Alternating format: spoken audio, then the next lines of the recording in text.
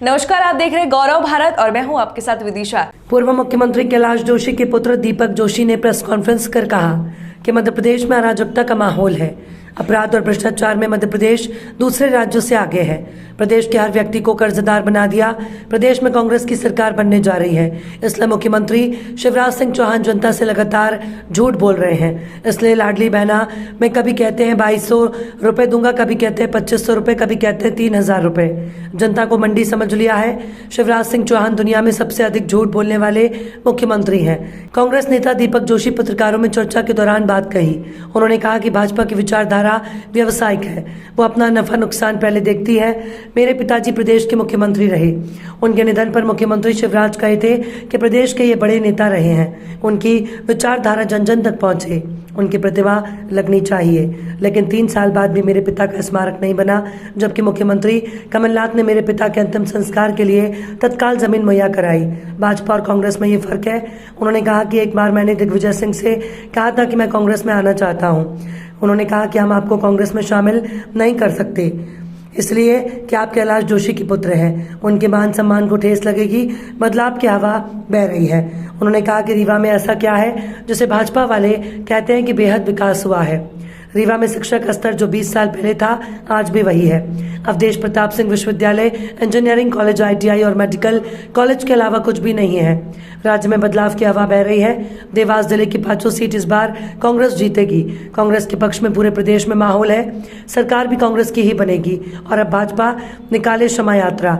एक सवाल के जवाब में उन्होंने कहा कि कांग्रेस क्षमा यात्रा क्यों निकाले। प्रदेश में कांग्रेस की नहीं, भाजपा की सरकार है। भाजपा जनता से क्षमा मांगने क्षमा यात्रा निकाले। उसने जनता को अपराध मुक्त प्रदेश नहीं दे सकी। कुपोषण, बलात्कार, आदिवासियों पर जुल्म और प्रदेश को कर्जदार बनाने में देश में मध्य प्रदेश सबसे आगे है। जन आशीर्वाद यात्रा क्या मांगने के लिए भाजपा निकली है, यही समझ में नहीं आता। क्या आदिवासी उत्पीड़न, महिला उत्पीड़न, बलात्कार, भ्रष्टाचार और करने के लिए जन आशीर्वाद यात्रा निकाले हैं। कमलनाथ ने 35 लाख की 1 लाख गौशाला बनाई, आज वो गौशाला खाली है, जबकि आज सड़क पर गौमाता मर रही है। पता नहीं किस मकसद से मुख्यमंत्री चीते लाए। चीते से प्रदेश की जनता क्या भला होना है। कांग्रेस जन आक्रोश यात्रा निकाल रही है। 18 वर्षों का हिसाब शिवराज सरकार को देना होगा। अभी कांग्रेस की जन आक्रोश यात्रा चल रही है। जन आक्रोश के साथ साथ यह आक्रोश कितना बड़ा है कि जनसंघ का दीपक ही कांग्रेस में समाहित हो गया। और यह आक्रोश का जो मूल कारण है, पार्टी विद डिफरेंस, हम दूसरी पार्टियों से अलग हैं, ये कहने वाली भारतीय जनता पार्टी का चाल चरित्र कितना गिर गया कि मुझे उससे कुंठित होकर आज कांग्रेस की शरण में आना पड़ा। 2 कारण, एक मैं कह सकता हूं कि मेरा व्यक्तिगत कारण और दूसरा राजनीतिक कारण है। पहला व्यक्तिगत कारण यह है कि मेरे पिताजी का स्वर्गवास हुआ और स्वर्गवास के बाद 14 जुलाई 2020 को माननीय शिवराज सिंह चौहान, सिंधिया जी, VD शर्मा, पूरी बीजेपी हाटपिपलिया गांव में इकट्ठी हुई थी और माननीय जोशी जी के स्मारक बनाने का उन्होंने घोषणा की थी कि यहाँ स्मारक बनेगा। 2 करोड़ 36 लाख का उसका एस्टिमेट बना।